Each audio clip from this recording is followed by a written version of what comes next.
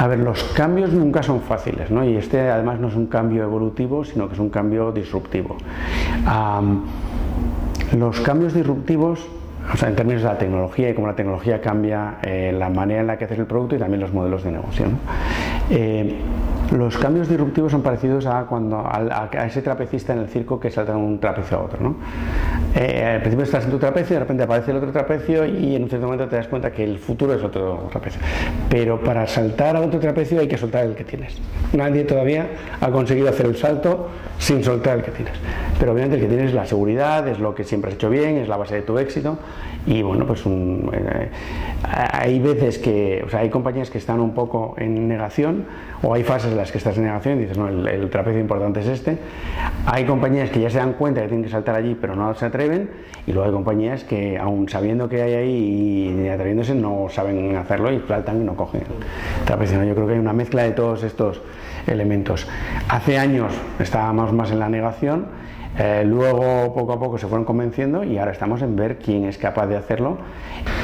Fíjate, yo creo que Internet, el cambio que supone Internet en la sociedad es tan grande y está tan cerca en el tiempo que no lo llegamos a percibir, ¿no? O sea, imagínate tú, pues, Gutenberg haciendo la imprenta y tal. En aquel momento nadie que trabajaba allí o nadie que estaba en se da cuenta del impacto en la sociedad que iba a tener la imprenta en todos los ámbitos, porque estás demasiado cerca, ¿no? Porque estás con las manos manchadas de tinta y viendo a ver si aquello funciona o no, y si imprimes Biblias o si imprimes otra cosa. O sea, al final la tecnología introduce cambios mucho más potentes, los cambios tecnológicos fuertes introducen cambios societarios mucho más potentes de lo que se ve a priori, ¿no? Y uno de los cambios que está introduciendo en todos los ámbitos es que pasamos de una estructura fundamentalmente jerarquizadas, que son las características de la época industrial, a estructuras en red, que son las características de la época de Internet.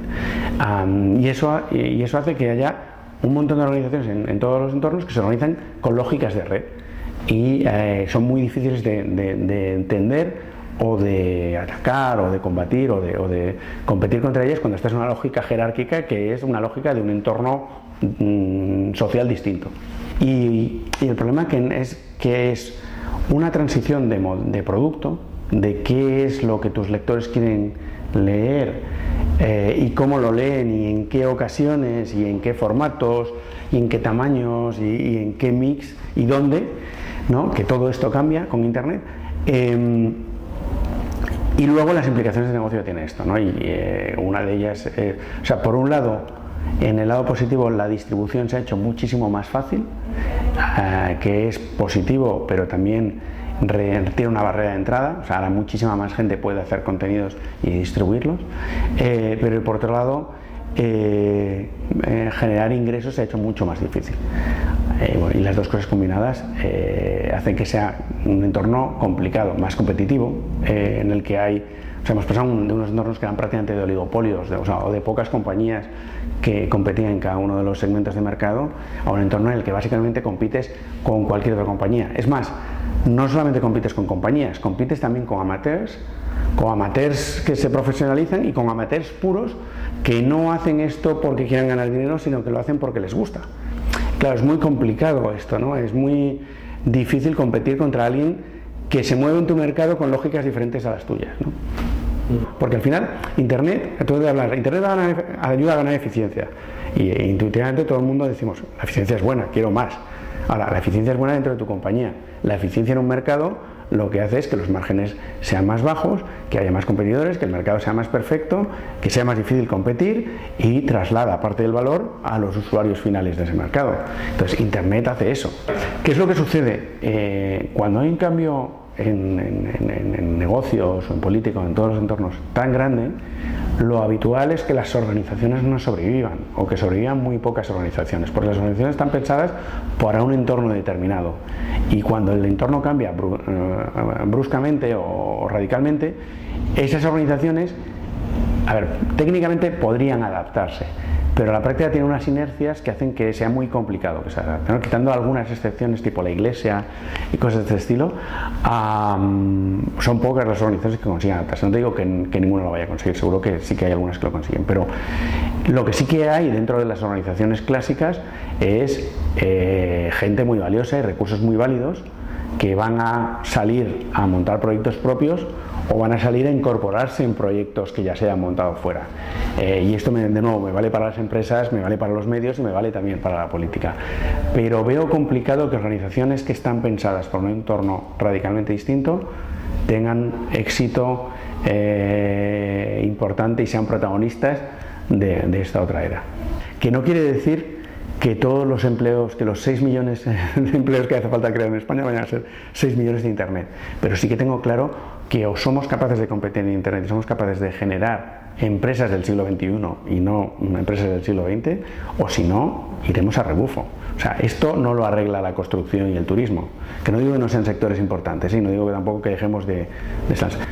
Obviamente el problema que tienes es que el valor en las industrias antiguas se destruye mucho más rápido del que se crea en las nuevas, ¿no? Yo siempre digo de WhatsApp que nosotros estamos, bueno, entre WhatsApp cierto y serio, que nosotros estamos creando empleo, y es verdad, estamos contratando gente y vamos creciendo, pero claro, no lo hacemos a la velocidad que los grandes medios hacen ERES, entonces no nos da tiempo a absorber todo ese capital humano, ¿no? El negocio, hasta el año pasado, hasta 2012, ha estado 90% en España, 10% aproximadamente en Latam. O sea, nuestro plan es, de hecho ahora abrimos Miami, oficina en Miami ahora en el verano, y nuestro plan es que de aquí a 3 años Latinoamérica tiene que representar al menos el 40% de los ingresos.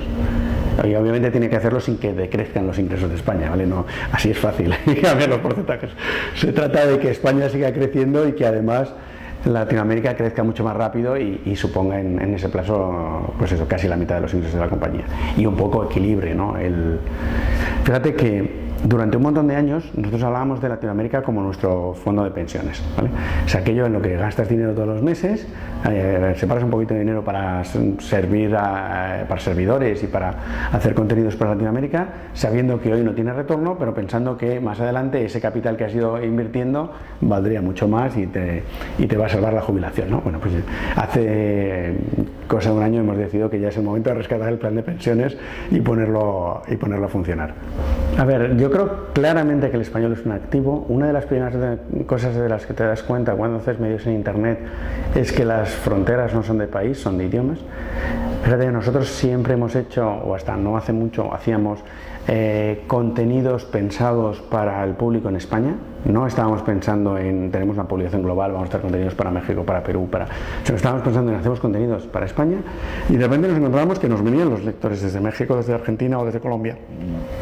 ¿Y por qué sucede esto? Por varias cosas. Obviamente sucede porque existen los buscadores, ¿vale? Y porque alguien busca información sobre el iPhone 4 en México y le sale como el mejor resultado la review que hemos hecho del iPhone 4 o del Samsung Galaxy S4, lo que sea, ¿no?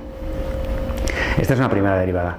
La segunda derivada es que hasta no hace mucho nosotros hemos tenido un mercado publicitario online mucho más grande que el que existe en Latinoamérica. Obviamente el de Estados Unidos, incluso el del mercado hispano de Estados Unidos es más grande, el de Brasil ya es más grande que el de España y posiblemente hay otros que van a ser más grandes en el futuro. El que esos mercados sean más grandes permitía que hubiera más gente escribiendo de forma profesional en España que en México.